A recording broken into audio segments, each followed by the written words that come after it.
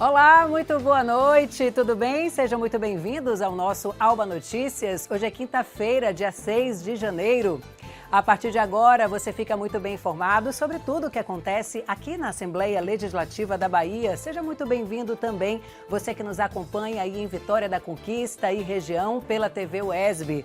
Vamos aos destaques dessa edição?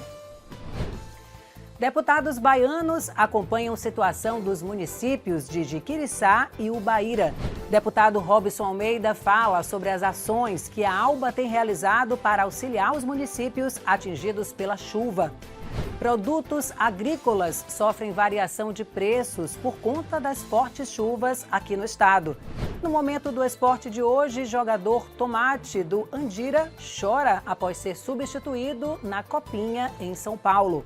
Covid-19, Vitória da Conquista registra aumento de casos. Hoje também tem as dicas na nossa agenda cultural para você programar um super final de semana. O Alba Notícias está no ar.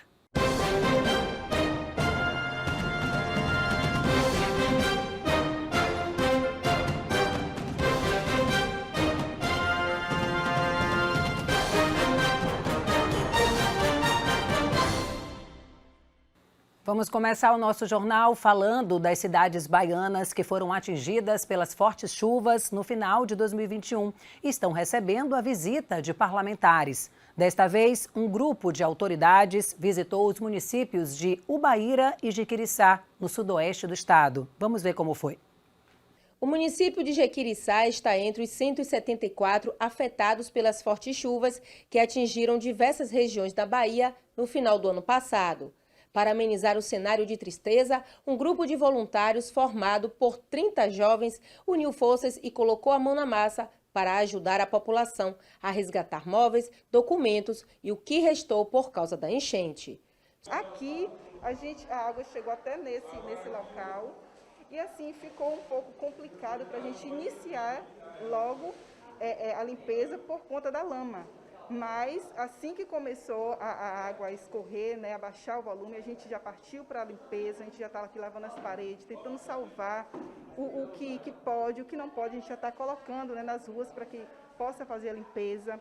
O Centro de Atendimento Educacional Especializado Multidisciplinar também foi atingido pelas chuvas e ficou parcialmente destruído. No local, vinham sendo atendidas mais de 400 crianças com deficiência. Para a secretária escolar, é triste ver uma instituição recém-inaugurada nessa situação. Nossa luta é muito grande por esse espaço, é o centro que acolhe as crianças com os tipos de necessidades especiais. Então é muito triste, muito doloroso a gente ver nessa situação. O deputado estadual Samuel Júnior estava entre os parlamentares que visitaram a cidade e que vem unindo forças junto a outras autoridades com o objetivo de levar recursos e minimizar a dor dessas famílias. Tenho tido uma grande parceria da minha igreja, que é a Igreja Assembleia de Deus, onde a gente tem levado vários donativos para várias cidades. Então vamos continuar fazendo o nosso papel. Eu acho que uma hora dessa a gente tem que se preocupar muito mais com as pessoas e fome, quem tem fome tem pressa. A gente vai sim fazer todas as frentes e avaliar se é necessário e trabalhar de forma coordenada para não ter desperdício, para não ter sombreamento de atividades. Além da ajuda para limpar o que restou da catástrofe, as famílias também puderam contar com o apoio de médicos voluntários, que permaneceram na cidade de Jiquiriçá durante o dia inteiro. Esse trabalho é de muita importância para nós, né? Porque a gente consegue levar um pouco de amor e o atendimento que essas pessoas precisam. Simone, a lavradora, estava com muita febre e dor de cabeça. Sem condições de pagar por uma consulta médica, aproveitou e veio buscar o tratamento. O atendimento foi bom, rápido, a médica atenciosa, eu gostei. Melhor do que ficar na fila, porque eu já estou 3 dias já com dor de cabeça, então se fosse ficar na fila era pior ainda para mim. E ainda falando sobre as fortes chuvas que atingiram a Bahia, o deputado estadual Robson Almeida falou sobre as medidas que o Legislativo baiano tem colocado em prática para auxiliar os municípios. Vamos saber mais.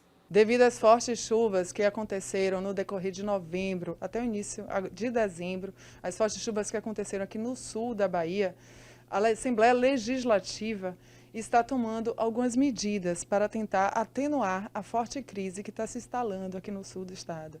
Então, são medidas que é para ajudar essa população que, com certeza, está precisando de muita ajuda e atenção, principalmente nesse momento, que vai ser ainda de recuperação.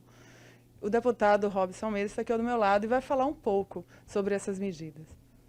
Olha, primeiro prestar minha solidariedade a todas as vítimas, especialmente as famílias daqueles que perderam as vidas por conta dessa tragédia. Um fenômeno que nós nunca assistimos aqui na Bahia, um índice pluviométrico acima da média, e fez com que, além dos óbitos, milhares de pessoas ficassem desalojadas ou desabrigadas. E a Bahia se uniu para poder socorrer os irmãos baianos, e a Assembleia não podia ficar de fora. E nós, deputados estaduais, liderados pelo presidente Adolfo, fizemos uma doação de R$200 mil das nossas emendas parlamentares para poder ser revertida em ação governamental para poder proteger e ajudar nesse momento de dificuldade todas as pessoas que têm necessidade. Além disso, os deputados voluntariamente contribuíram com R$3 mil para a Assembleia de Carinho, para que também seja revestido em alimentação, em roupas, em agasalhos, em donativos para todos aqueles que estão precisando. A Bahia deu um exemplo de solidariedade muito grande em todo o estado, uma grande mobilização, e nós, deputados, não poderíamos ficar de fora dessa ajuda humanitária tão necessária nesse momento de dor e sofrimento causada pelas chuvas. Toda a população ainda pode ajudar, né, deputado? Aqui mesmo na Assembleia Legislativa tem uma coleta da Assembleia de Carinho e na procura, né, muitos municípios ainda estão tentando se recuperar. É isso mesmo, vocês que estão nos acompanhando têm como contribuir com doação, transferência de recursos para instituições do governo responsáveis por essa coleta, tem as próprias voluntárias sociais, que é outro ponto de arrecadação de donativos, de alimentos à Assembleia, os shoppings, várias prefeituras. Então tem uma corrente que é muito característico do nosso povo nos momentos de grande dificuldade, se unir, se juntar para poder proteger e ajudar quem mais precisa nesse momento. Portanto, se você quer ajudar, ainda está em tempo, preste a solidariedade, que tem muita gente precisando do apoio. A Assembleia vai continuar fazendo o seu papel, estamos esperando que o governador envie matérias legislativas para a gente ampliar o crédito para todos os empresários que tiveram seus negócios atingidos, perderam. Tem também um processo de reconstrução de casas, e tudo que precisar de autorização legislativa, a Assembleia vai estar aí de prontidão para aprovar essas medidas e agilizar as providências do governo. Muito bom, excelente iniciativa dos deputados estaduais. Nós estamos aqui sempre trazendo essas informações do Legislativo baiano para mostrar para você que está em casa o que estão fazendo os deputados eleitos por vocês, principalmente neste momento difícil em que a gente vive aqui no sudoeste do estado, aqui no sul da Bahia, por conta das fortes chuvas. Parabéns aí a todos os deputados envolvidos em cuidar das pessoas. E justamente esse excesso de chuva que atingiu o nosso estado durante todo o mês passado prejudicou também a produção de frutas e verduras. Diversas lavouras foram destruídas pelas enchentes. Sobre essa questão, a gente pode trazer também o prejuízo, não só para quem produz, mas também para quem compra. O consumidor que está indo à feira aqui em Salvador já está sentindo a diferença no preço e no bolso. Confira agora mais detalhes na matéria de Ila Saveira. Sim, a banana, a fruta mais consumida pelo brasileiro, está mais a preço de banana. A alta dos valores de frutas, verduras e hortaliças é generalizada. Acontece em todo o país e acompanha o valor dos combustíveis e também da energia elétrica. Mas aqui na Bahia tem um agravante a mais: as chuvas que atingiram o estado no mês passado, devastando lavouras, fazendo com que preços de produtos como tomate, cebolas e outros também procurados, como cenouras, disparassem os preços. Tá tudo pela hora da morte, tá tudo caro. Você compra uma banana tantos e tanto. Tomate de R$10, de R$8. Para a dona Alda, a estratégia agora é comprar menos. Pouco, porque às vezes eu comprava 1 quilo, não compro mais, compro meio quilo, acabou. A gente vê numa barraca, vai em outra, pesquisa e vai tentando, né? Que é do lado da gente, mas também tem o lado do povo que vende, então... Se tá difícil para quem compra, para quem vende, a situação também não é das melhores. Geralmente a mercadoria não vem com aquela qualidade perfeita, entendeu? E aí acaba perdendo muito, cada molhada as coisas e tal, então perde um pouquinho. Quem leva 1 quilo, leva meio quilo, leva menos, quem compra 2 quilos já leva uma quantidade menor, geralmente o cliente ele diminui um pouco a quantidade. Em Salvador, até novembro do ano passado, a cesta básica custava em média R$ 505,94, de acordo com o DIEESE, mas esse valor da cesta não conta com produtos de higiene pessoal e de limpeza. E ainda não inclui os impactos da chuva que deixaram as estradas de rotas produtivas intransitáveis. A Secretaria de Desenvolvimento Rural já estima uma perda de 15% a 20% só de lavouras temporárias. As 40 prefeituras estão apresentando suas demandas de estradas, a gente vai processar aqui essa demanda e vai celebrar convênios com as prefeituras para dar trafegabilidade às estradas, para que essas estradas possam estar entrando e saindo veículos para entrada e saída de insumos e produtos agrícolas. O Estado está dando apoio financeiro. O grande vilão da cesta básica, o Rei Tomate, parece que não sofreu os impactos da chuva aqui na Feira das 7 Portas. Isso porque hoje ele está mais barato que há pouco tempo atrás. Mesmo assim, o quilobeiro R$ 6. Mas seu Ricardo não reclamou, não. Bom, eu procuro percorrer algumas barracas, né? Aí eu comparo o preço em busca de um preço melhor. O tomate que aí não pode faltar em nossa casa, né? Entendeu? Todos os produtos para mim estão caros. E assim, o consumidor já começa o ano de 2022 dando um verdadeiro troféu abacaxi para os altos preços dos alimentos. Janeiro é o mês de maior gasto para quem tem filho e os especialistas alertam que a falta de planejamento pode fazer, por exemplo, o material escolar sair ainda mais caro. Sem falar nos abusos, né, que acontecem aí por parte de algumas escolas com as famosas listas. Pois é, hoje estamos recebendo aqui no nosso estúdio Iratã Vilas Boas, que está aqui com a gente. Tudo bom, Iratã? Iratã, a gente vai tirar todas as dúvidas, também dar dicas para os pais, as mães que estão acompanhando a gente. Tudo bom, Iratã? Seja bem-vindo. Obrigado, Milena. Boa noite. É um prazer estar aqui para tirar dúvida dos consumidores acerca desse assunto tão polêmico, tão importante nesse período do ano.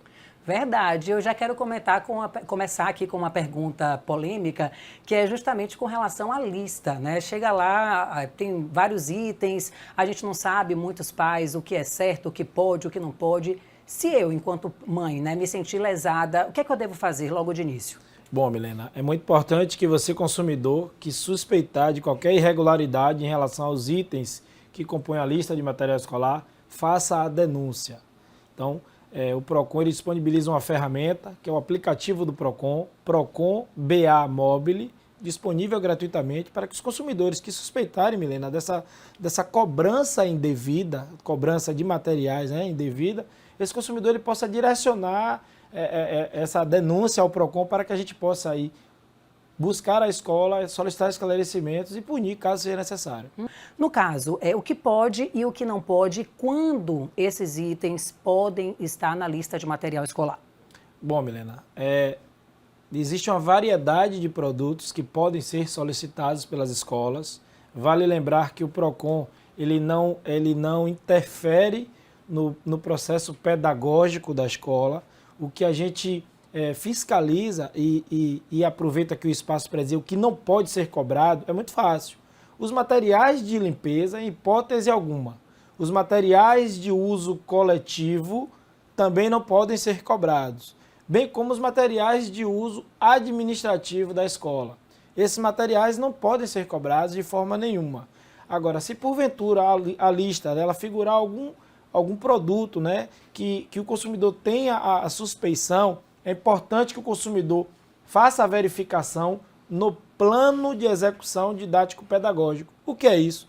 Nada mais é de uma lista informando e detalhando como será a utilização daquele material escolar, em relação à quantidade utilizada, em relação à atividade que aquele material será aplicado, o momento do ano em que o material escolar será aplicado. Isso facilitará a compreensão do consumidor, por exemplo, se ele vai, se a utilização daquele material ela será para uso coletivo, se será para a limpeza de fato. Eu tenho um exemplo aqui muito prático, que é a questão do algodão. Sim. O algodão, por si só, é um material de limpeza, mas é possível que esse algodão ele seja utilizado, por exemplo, em uma atividade de ciências, para germinar o feijão, isso é muito comum, né? Eu, Você foi lá na sua época, né? Também já fiz. Participei desse tipo de atividade. Então, se ficar claro que a escola está solicitando aquele material para uso individual e exclusivo no ensinamento do aluno, esse material é permitido. Aquele material escolar todo, aquela lista imensa, eu não preciso necessariamente, por lei, entregar tudo no início da aula, né? Conta para o pessoal que está em casa esse detalhe. Exatamente. A lei estadual, ela veda qualquer tipo de forma de cobrança de taxa de material escolar. Mas em entendimento com o Ministério Público do Estado, as escolas particulares, o Procon Bahia, ele permite a cobrança de taxa de material escolar, desde que as escolas utilizem essa taxa como uma opção. Quem determina se quer utilizar ou não esse procedimento é o pai, é o consumidor. Então, se essa taxa for opcional, ela passa a ser permitida por questões de entendimento, tendo em vista que isso pode ser, em alguns casos, melhor para o consumidor. Tá? Então, nesses casos, nós atendemos aí esse requisito de permissivo, tá? Para que o consumidor ele tenha facilidade nessa cobrança. Em relação à questão da entrega fracionada dos materiais, isso também faz parte da lei, é uma regra. Isso faz muita diferença quando um pai ele tem vários filhos dentro de uma escola. Então, você, consumidor, você não é obrigado a entregar todo o material escolar de imediato. A escola ela tem o dever de aceitar de forma parcelada, mas é importante que o consumidor tenha muita atenção em, de fato, entregar esse material para que o aluno ele não fique prejudicado, ele acompanhe. E essa entrega ela tem que ser antes de 8 dias após o início de cada unidade escolar. Muito bem, muito claro. Muito obrigada, viu, Iratã, pelas suas informações aqui. Tenho certeza que tirou muitas dúvidas de quem está em casa, acompanhando aqui a nossa edição de hoje. Obrigada pela entrevista. Eu que agradeço. Bom ano para todos. Muito obrigada. Olha só, você que está em casa, eu vou dar até aqui uma dica na experiência de mãe de 2 filhos e de especialistas também da compra em conjunto, tá? Com outros pais. É uma super opção para conseguir desconto aí em livrarias ou em locais de itens escolares. Usar livros ou módulos da classe anterior, que também por lei é permitido e dá uma economia bacana, tá? Aproveita aí essas informações, junta as mães, os amigos e vai comprar todo mundo junto que vai ter um bom desconto. Vamos ao intervalo? A seguir tem o nosso Momento do Esporte. Tem mais informações, tá? Governador Rui Costa faz um alerta sobre os casos de Covid aqui na Bahia. E ainda hoje também tem as dicas para o seu final de semana na nossa agenda cultural. Não sai daí não. Alba Notícias volta já.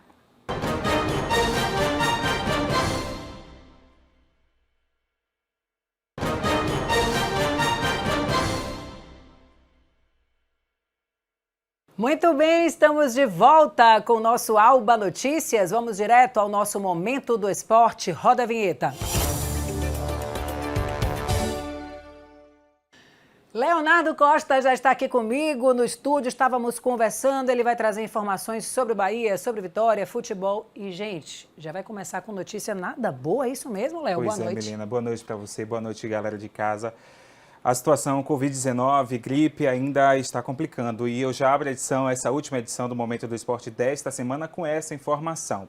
Olha só, o goleiro Kaique do Vitória testou positivo para a Covid-19 ontem e foi afastado do elenco que se prepara para a temporada de 2022. Além de Kaique, o Vitória conta ainda com os goleiros Lucas Arcanjo, Yuri e Cabral para as competições desta temporada. Ou seja, na estreia do Leão em 2022, o time não vai poder contar com Kaique, que ainda não teve o nome do substituto divulgado pelo clube. O primeiro jogo do Vitória no Campeonato Baiano está marcado para o dia 16 de janeiro, um domingo, contra a Juazeirense, no Barradão, às 4 da tarde, Milena.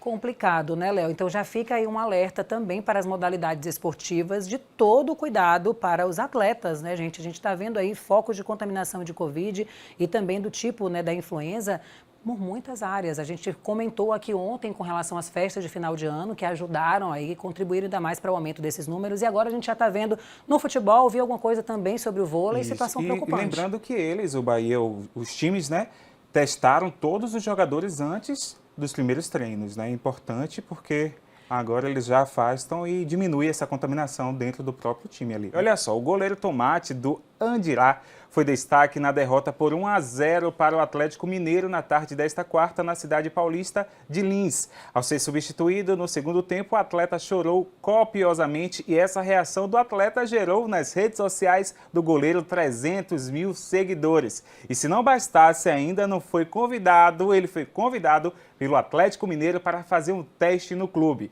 Os goleiros Hugo, do Flamengo, e Breno, do Grêmio, também deixaram uma mensagem de incentivo ao colega de posição. Força, monstro, que Deus te abençoe, sucesso, disse Hugo. Deus te abençoe, irmão. Cabeça erguida, que tu és gigante, escreveu Breno. Pois é, né? Vamos ver o que ele falou sobre esse choro. Passando aqui para agradecer cada um de vocês aí, pelo apoio que tá me dando aí, por conta do jogo de hoje, né? Venho aqui agradecer primeiramente a Deus por conta que tudo é graças a Ele, porque se não fosse Ele eu não tinha feito a brilhante partida que eu fiz hoje. Agradecer Ele, porque tudo passa pelas mãos dele, beleza, rapaziada? Todo mundo sabe aqui que me conhece, sabe o que eu passei para ter a oportunidade que eu tive hoje e brilhar, né, como eu brilhei hoje. Porque tudo foi graças a Deus e ali Ele me abençoou. E olha só, o Jacuipense está perto de anunciar o retorno do zagueiro Canu. O clube e o jogador estão em negociações avançadas. De acordo com o presidente GG Magalhães, faltam detalhes para que o acordo seja sacramentado. No começo da semana, o jogador foi visto treinando no complexo do Barradão durante a apresentação do elenco do Vitória. Mas o presidente interino negou, o Fábio Mota negou tudo isso, viu? Calma, ele está ainda nessa negociação, Milena. Já vamos despedindo dessa última edição aqui da semana, né? Mas Fábio Mota já queria Canu, o Canu está negociando com o Jacuipense, estava só usando o campo ali para aquecer, para voltar ativa. Fábio Mota já está de olho no rapaz, né? Complicado. Justamente. Vem cá, Léo, sugestão de pauta, né? Nesses tempos aí de verão, muitas atividades ao ar livre, o que é que o pessoal pode sugerir e de que forma para a gente estar trazendo conteúdo aqui para o nosso jornal? Pois é, eu quero a sugestão de pauta pelo @TV Alba. E lembrando a você que sábado, a partir das 10h30, a gente se encontra aqui na telinha da TV Alba no nosso Momento do Esporte de sábado. Tchau, tchau, Milena. Bom fim de semana para você. Eu aguardo você e o pessoal de casa também sábado. Estou coladíssima, Léo, aqui na telinha da TV Alba, acompanhando o nosso Momento do Esporte. Bom fim de semana para você. Muito obrigada pelas informações compartilhadas aqui com a gente. Olha, pessoal, após as comemorações aí de final de ano, a capital baiana registrou um salto no número de novas infecções por Covid-19. A gente falou aqui agora há pouco na questão do esporte e em todas as áreas. A CESAB, Secretaria Estadual de Saúde, divulgou os novos dados nesta quarta-feira. E nós vamos conferir todos os detalhes agora, direto da redação. Olá, Miriam.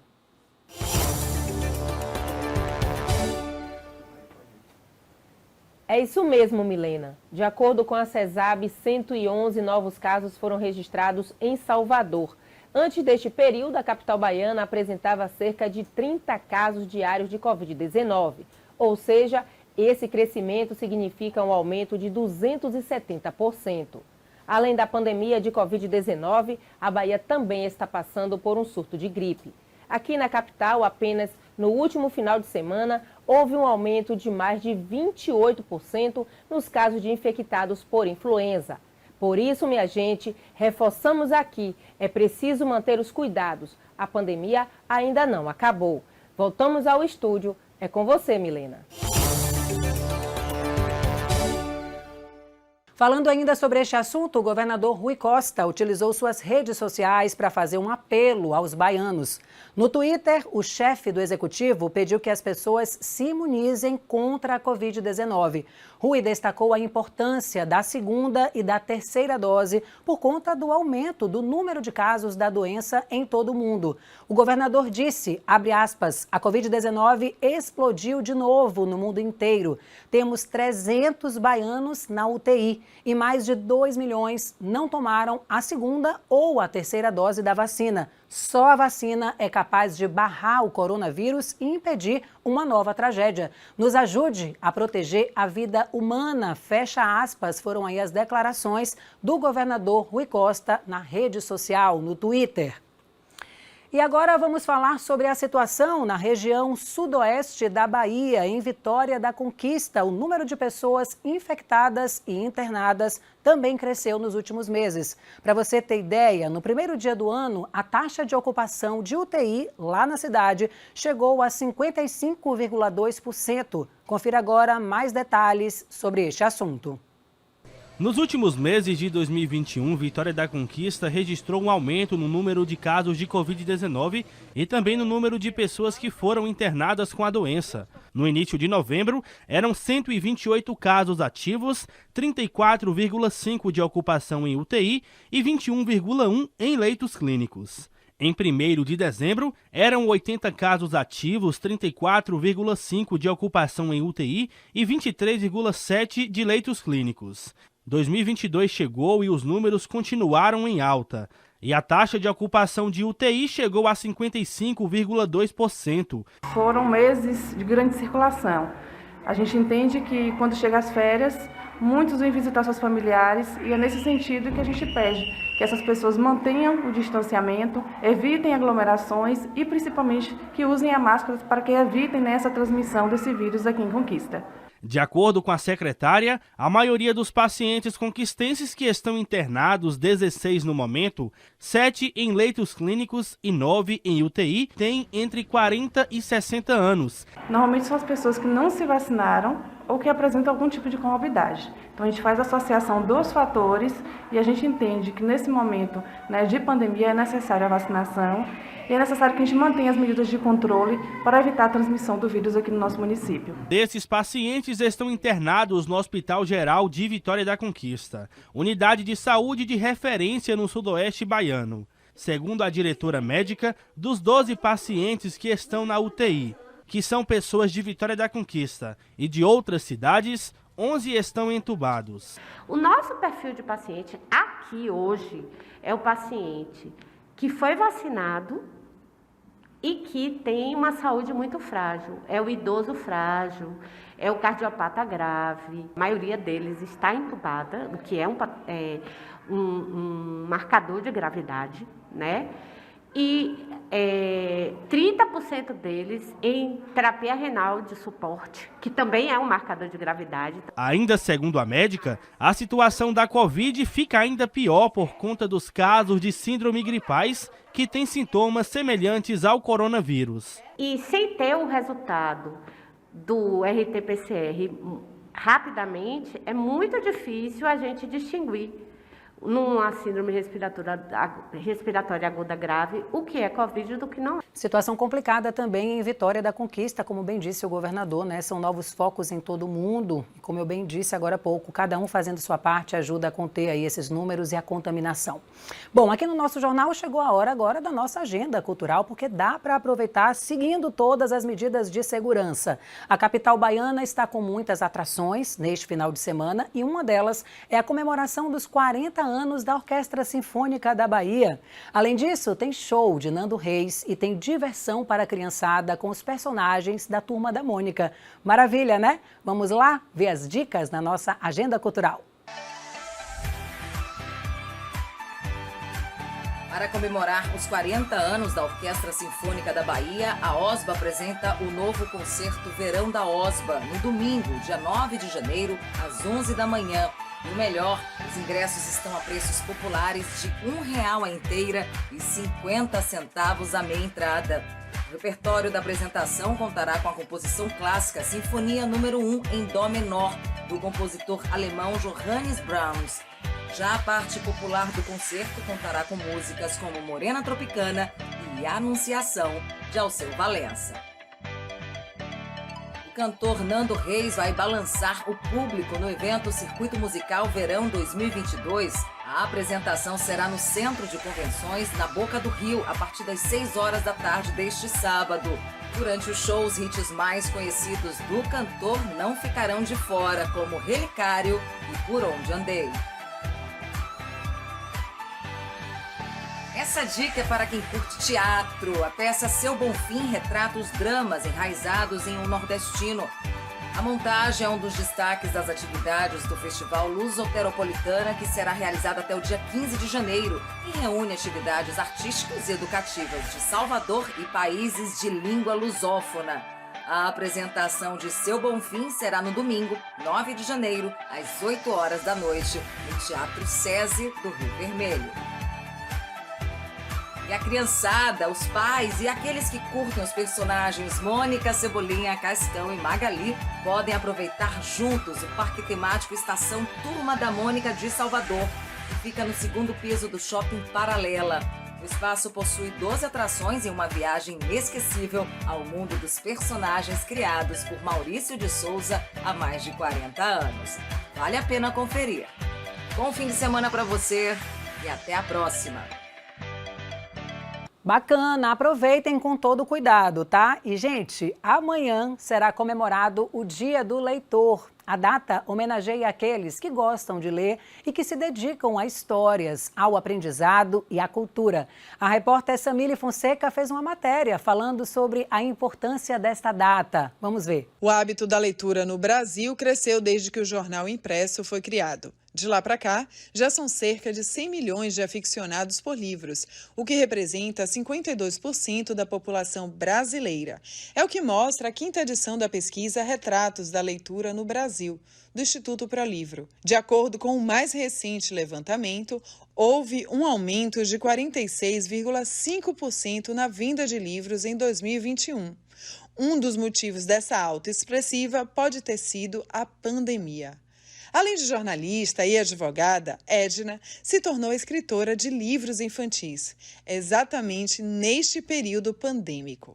Mãe de 2 filhas, uma de 6, outra de 12 anos, ela disse que sentiu a necessidade de incentivar as crianças a diminuir o uso do celular. No início da pandemia, muitas crianças ficavam ao celular, né? Aquele vício de ficar muito tempo ao celular, e aí eu tirei do coração um projeto que eu tinha de contar histórias.